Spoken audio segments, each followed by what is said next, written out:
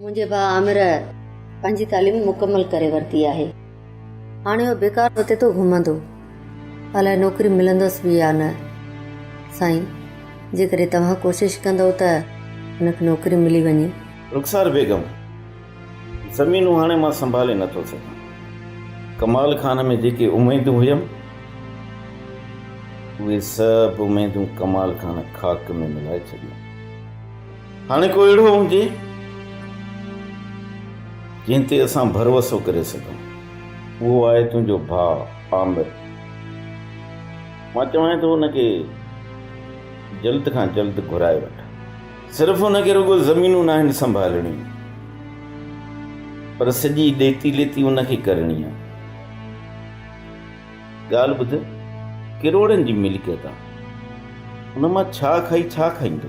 जेकॾहिं तव्हांखे मुंहिंजे भाउ जे मथां भरोसो आहे न, भले तव्हां हुनखे घुराए वठे।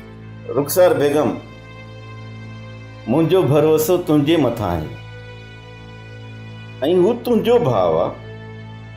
मूंखे पूरी पूरी पक आहे त हू तोखे कॾहिं बि धोखो न ॾींदो। तुंहिंजो भाउ हिकु पढ़ियल लिखियल आहे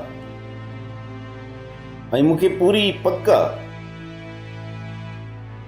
त असांजी मिल्कियत जी पूरी पूरी हिफ़ाज़त कंदो।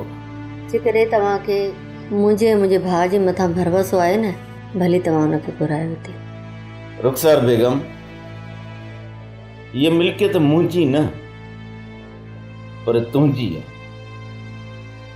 छा तोसां तुंहिंजो भाउ धोखो कंदो? न साईं, हू त मूंखे पंहिंजी माउ जीअं सम्झंदो आहे। मुंहिंजो भाउ आमिर मूंसां धोखो कीअं कंदो? पोइ तव्हां ईअं कयो, हुनखे घुराए छॾियो। कमाल खान जो बि मसइलो हल थी वेंदो।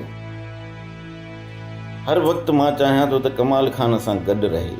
जेकॾहिं कमाल खान सां हर वक़्तु गॾु हूंदो न, त पोइ इहो कमाल खान ॾिंगायूं बि कोन कंदो। अदा आमिर जे करे जेकॾहिं अदा कमाल खान सुधरी पवे थो त उन खां वधीक असांखे छा घुरिजे? सोप सीरियल ज़हर ज़िंदगी तमाम एपिसोड ॾिसो हाणे HD क्वालिटी में। विजिट कयो असांजो YouTube चैनल सिन TV HD ड्रामा। सब्सक्राइब कयो असांजो ऑफिशियल YouTube चैनल सिन TV HD ड्रामा ऐं वधीक अपडेट लाइ बेल आइकन खे क्लिक करियो।